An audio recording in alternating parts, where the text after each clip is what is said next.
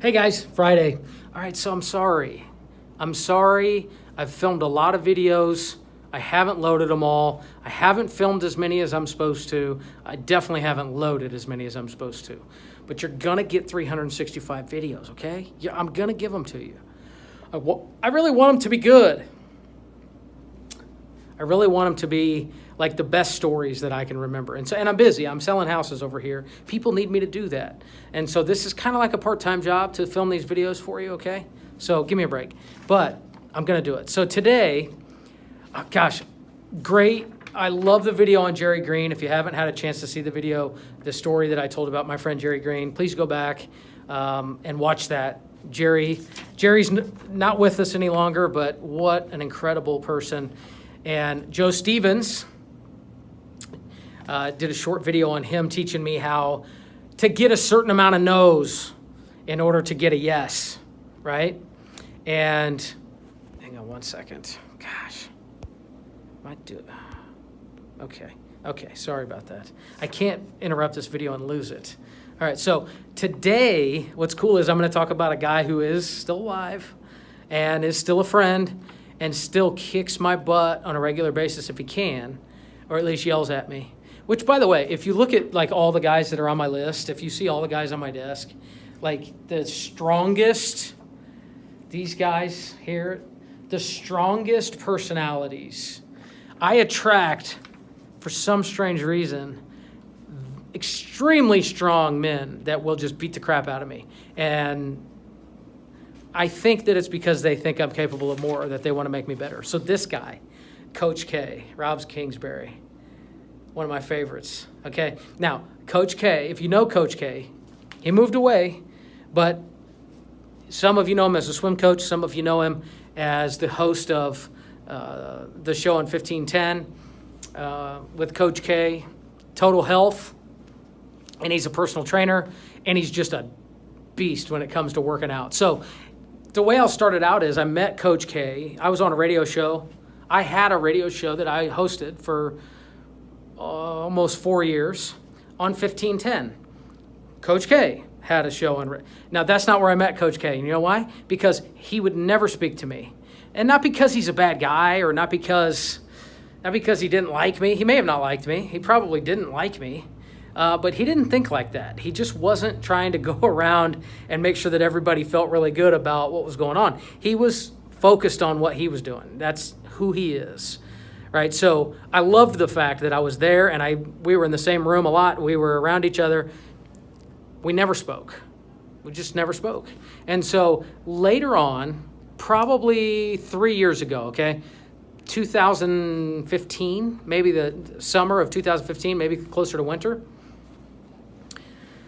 I joined the Jewish Community Center to start swimming because I had a friend who did it, and I thought, this guy's in great shape. I want to swim. And I used to swim a little bit in high school and when I was a kid, and I thought, I can swim, right?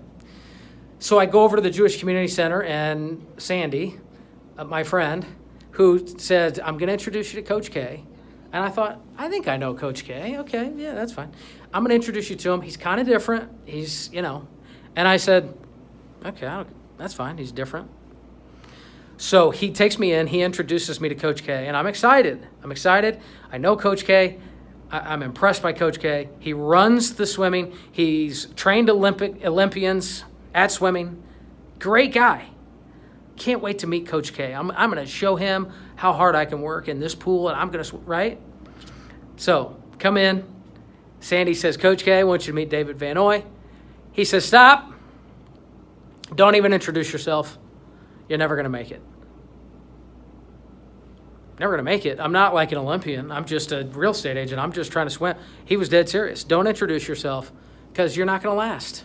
Nobody lasts. People come in, they act like they're going to swim, they act like they're going to work hard, they act like they want to be here, they act like they want to be my friend, they act like they want to swim hard. No, you're not going to make it. So immediately, I was just accepted that. I was like, okay, that's kind of been my experience anyway so far. So I went to my locker, I got dressed, or undressed, however you want to look at that, and started swimming. And I almost died. I mean, I literally felt like I was going to die swimming. And so Coach says nothing to me. He doesn't say I was just joking. He doesn't say good swim. He doesn't say anything to me, right? Now, I'm thinking to myself, and he knows. Well, I don't know what he knows. What I think to myself at the time is, I'm going to get really good at this. I'm going to be a good swimmer. I'm going to show him that I can put this work in. So I go every week, and I'm swimming sometimes 2 days a week. And then at some point I get up to where I'm swimming 3 days a week with him at noon at the Jewish Community Center. And I get to the point where I don't die, all right? So I get a little better. And I'm thinking, I'm getting pretty good at this. But what I like about it is it's nameless, it's faceless. There's no egos. There is no way to pretend. See, in my business in real estate, you can pretend. People pretend a lot. I have people all the time, and they'll say, oh, yeah, so-and-so, don't they sell a lot? They do a lot of this stuff, and they say number one on everything, and number one. And there's some people that are number one at something, by the way. But most agents are not number one at anything, but they say they're number one at everything. So my point is, coming from the business that I'm in to the pool, you can understand there is no hierarchy. There is the coach, and then there's you getting your butt kicked. I loved that it didn't matter if I thought that I was good. You either swim fast enough or you don't. There's something I really enjoyed about that. I could go there, and that was a great cathartic experience for me to just cleanse myself and swim as hard as I could swim. And so I did that for months and months and months. No conversation with Coach. Nothing. So I came to Coach, and I said, maybe at the end of one of the swim practices, I hurriedly came up behind him, Coach, hey, I think I need some more accountability. I'm wondering if I could train with you. He's a personal trainer. People get to work out with him, right? So he said, yeah, I got a guy. Go Tuesday, whatever, work out with this guy. He sets me up with this guy. I go work out. I don't like the guy. The guy's like asking me, how's your weekend? How's everything? What are you doing for the 4th? I'm thinking, I'm just here to work out. I'm coming from a guy like Coach who's not listening to any of that noise, doesn't even want to say hi, all the way to you who's coddling me like I'm a child. It's just too much. So I quit, and I said, I can't work out with this guy, right? So Coach K calls me, and he says, what happened? Why'd you fire this guy? I thought you were working out. I said, I can't work out with this guy. I don't respect this guy. He's not working me out hard enough. He doesn't understand what I'm trying. I'm trying to get better. This guy's not trying to make me better. He's just trying to charge me to work out with me. I can do that myself. He says, you know what? You're going to work out with me. Be there this time, this day. And I'm like, great. That's what I want to do. I want to work out with you. So I come in, and he's there, and I'm thinking, all right, yeah, we're going to be friends now. Me and Coach, we're going to hang out. You're going to work out. I don't even know what that means, but this is what I'm thinking. So I come in, and he says, how you doing? I said, well, I'm a little chubby, and try to make a joke or something, which I would typically try to do. And he says, I've had enough of that. Get your ass up against the wall. And literally just beats my ass for an hour. What's cool about that is I really tried to not make it look like he was beating my ass for an hour. So I fought back. And over time, I'm talking probably a year, little bit, Coach would open up and say, you know what? Putting in a lot of effort. Appreciate that. Or I'd swim, and I'd try to kill myself in the pool. And he would say, good swim. Me good swim? Me? Yeah, that was a good swim. Yes. Right? So we go a long period of time for some people. Some people, if you're not really nice right out of the gate, people just chalk you up as you're a jerk. That guy's a jerk. He doesn't, he's not kissing your butt within 15 minutes. He's an asshole, right? Some people go for like years to build the respect and the trust to actually be close enough with someone who could make them better. It's a lost art, by the way, in 2018. It's a lost thought that if someone isn't really nice to you all the time, that you could actually learn from them, or that they could actually be a good guy, or that they could really care. What I really learned about Coach, by the way, what I really learned about Coach K through that was that he cared so much about my result, and still does to this day, by the way, that he can't let everybody in. He can't train everyone. He can't care about everybody else's swim. And he can't have you introduce yourself if you're not going to try, because he doesn't have space in his brain for that. And he doesn't have space in his heart, because his heart is literally that big and it's that full, in my opinion, for the people that he cares about. Now, I'm saying this about him, and I'm going to send this video to him when we get done. And I want the reason that I'm posting this video, and the reason I included Coach K in this, is because what I learned from Coach is not everybody has to like you all the time. Believe me, I understand that.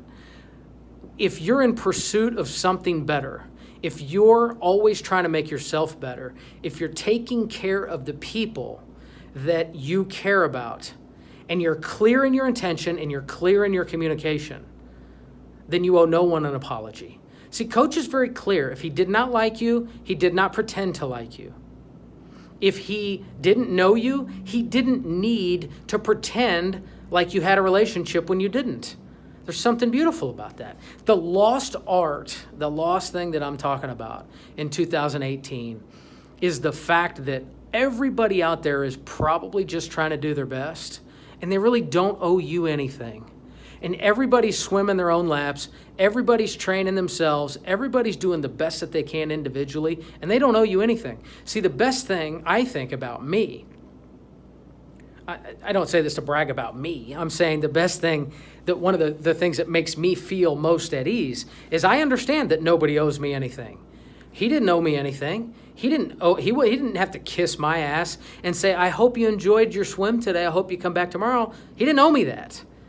He was there every day putting forth the best effort that he could for himself. It was my opportunity to learn from that, and I chose to. And I still choose to do that. And I still check in with him, and I still want to make him proud, and I still want to do the best for myself. And guess what? He wants the best for me. So what's consistent about the people that are on my list is that they're all tough people in their own way, but they're tough because they care. And they can't care about everyone. So they're selective about the people that they care about. And they're strong and convicted. Typically, the people on this list are strong and convicted because they have purpose. Coach K knows what his purpose is. And this is the first video I've made about someone that's still alive. The other guys, I cherish them and they're dead. And Coach K is not dead. And I love the fact that I can send this to you, Coach, and that you can watch it, and that you can understand how much I appreciate and think about what you did for me by pushing me to be better, by not accepting less than the best effort from me, and by being the kind of person that doesn't have to get the entire world's approval all the time and will stand up for what's right. People don't do that anymore. The authentic people are few and far between. Maybe there was a lot of them in 1965. I don't know. I wasn't here. But since I've been around, the authentic people stand out to me. I long to be authentic. I don't long to be accepted by everyone. I actually don't even think that most of the people watching this video fall in that category of people that really like me. I am okay with that. I'm going to come in every day like Coach would have me do. I'm going to do the best job that I can. I'm going to get better every day. I'm going to give it my all. I'm going to take care of the people that I care about. And that's what I'm going to do. And if that offends some people, I'm willing to do that. And I won't apologize for that. If that makes me a bad guy, it makes me a bad guy. I don't think so. I think it makes me a real guy. And what you should know about someone like Coach and about what I strive to be, someone like me, is if you get a response from me, and if I tell you something, it's real, it's authentic, because I'm not going to fake that. I won't do it.